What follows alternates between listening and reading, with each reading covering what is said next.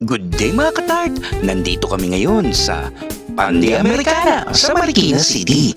Isang kainan na nagsimula pa noong 1950s at hanggang ngayon ay dinadayo dahil sa lokal na pagkain, abot kayang presyo at isang experience na hindi mo basta makikita kung saan-saan.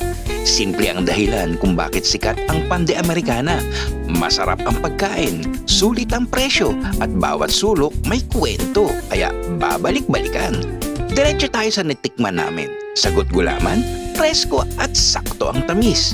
Sinigang na bangus, malinis ang asim at lutong bahay ang dating.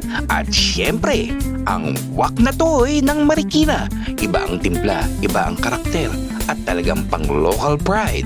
Sa dessert, stand out ang Puto Bongbong Balls by Anyo Puto.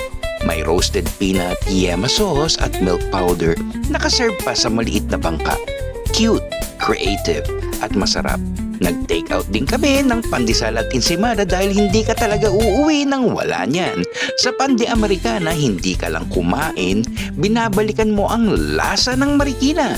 Kaya kung hanap mo ay masarap, affordable at may kwento, Pande Americana yan. At oo, babalik ka rin dito.